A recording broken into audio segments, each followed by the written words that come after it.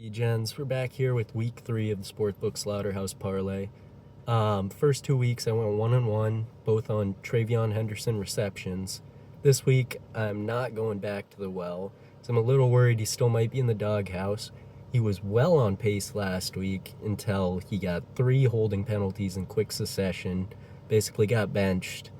I'm sure there's still going to be a slow burn. He's going to be just fine. He's got the most juice out of anyone in that backfield.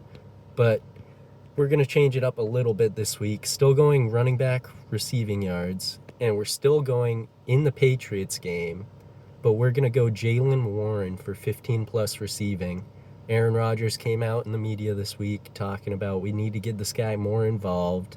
And Rodgers is one of those guys where it doesn't matter what the coaches say, really. He's going to get his guys involved if he wants to. Jaylen Warren, he's been a very successful receiving back for years now. He's really the best running back they have in that offense right now, especially with Caleb Johnson, not really existing, fumbling on one of the 3 snaps he gets a game. And I think it's a lock this week. What's going on, DJs? If you're wondering why I'm shirtless, it's because I lost a bet to the Parlay King, Kane LeDuc, saying that if the Colts didn't punt again against the Broncos, I would record this like shirtless. So here we go. Man of my word, shout out Daniel Jones for that one. In any case, Brenton Strange didn't get there. 2 first drive targets, thought we had it, but then he kind of disappeared. Only finished with 17 yards. So tough leg there. We're 0-2, and we're going to back a team that's also in an 0-2 desperation spot, baby. Give me the Houston Texans with the spread against the Jacksonville Jaguars. It's bounced around between 1.5 and 2.5. But whatever that, closes at when this video comes out. In any case, this is by far the toughest opponent that the Jags have had to face so far.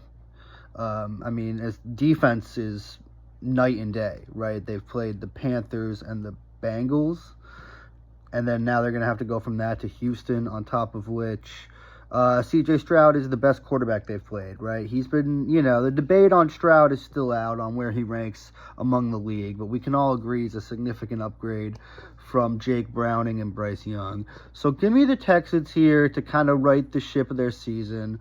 They've played well enough to at least win probably one of the games, but I think they right it here. Give me the Texans, and let's bounce back, baby. What is up, everybody? I got it real quick. I was proven wrong last week by the Indianapolis Colts and Daniel Jones. I said that this Broncos defense would make him turn the ball over. He didn't do that. A missed field goal certainly didn't help, but we got to bounce back. We're 0-2.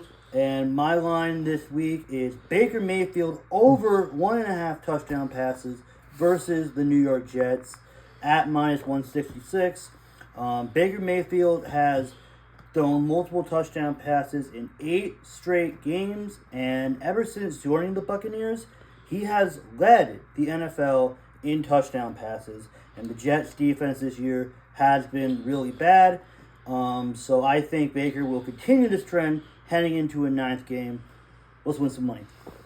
Friends, sickos, and D-Gens everywhere, it is your old pal, the 2-0 undefeated Parlay King, looking like the Buffalo Bills trying to go 3-0 this week. Thank you to the Minnesota Vikings and the Atlanta Falcons, only 28 total points on Sunday. Really good game for the under. So let's take this off and move into week 3.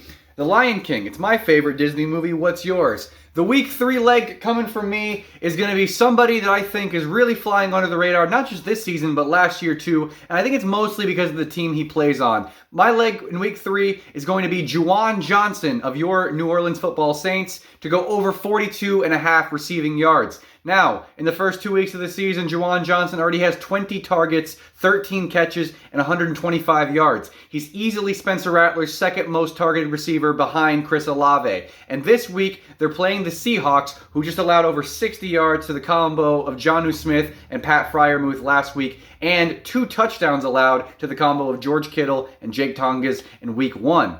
So Juwan Johnson, I think, could fly over this. He's had at least 60 yards in most of the games that Spencer Rattler has quarterbacked. I think they're going to probably be down, having to throw the ball. And Juwan Johnson, he's a stud, man. He's a really good tight end. And that's why I'm repping him this week. So let's go Juwan Johnson. Let's go Lion King. Let's go Sportsbook Slaughterhouse.